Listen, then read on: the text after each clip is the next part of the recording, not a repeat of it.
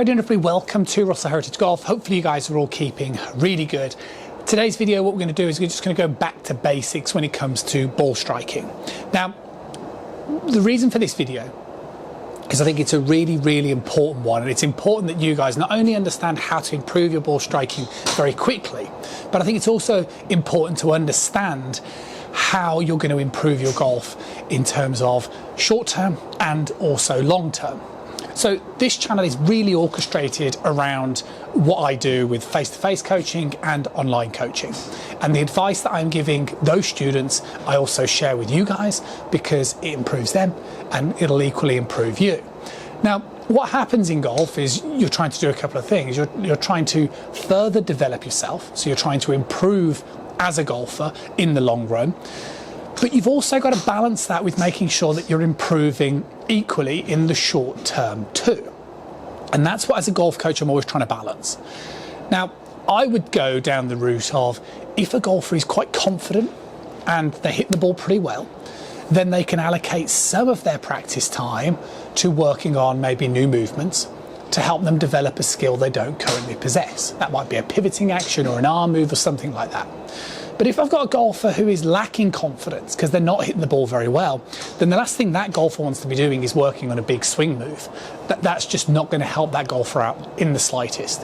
So what that golfer needs to do is they need a placebo, something very short term, which is going to aid their development very quickly. And that's exactly what this video is all about. So when it comes to ball striking, what tends to happen with golfers that are struggling with ball striking is they're sort of behind the golf ball and they're hitting the ground too early. And the reason for this could be a number of things. It could be because your backswing, you move too far off the ball. It could be because as you start the downswing, you're too tilty, you slide too. It could be a number of things. Your arms could get trapped behind your body.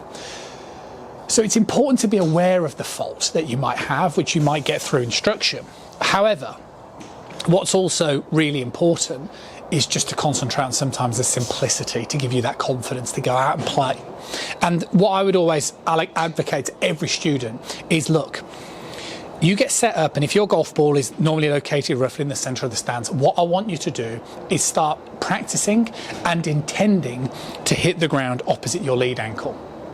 And what this will do is, regardless at the moment how you end up doing it, but at least what it will encourage you to do is keep it very simple. And you can kind of see the way in here, the way I'm striking the ground opposite my lead foot here. And what this at least does is it forces you to move more towards that lead side. And what that'll do when it comes to hitting a golf shot is it will change and it will shift that angle of attack from being upward and the low point being behind the ball to striking more downward and through the ball. And all of a sudden, if you can get that sort of ball striking downward hitting motion, then you're going to start to enjoy the game a little bit more very quickly. And then, like I say, what you can do is that's your short-term fix, get you hitting the ball better. And then what you can do is once your confidence creeps back up, then you can start going back to developing yourself on the driving range, working on the positions that you need to with your coach or that have been identified to you.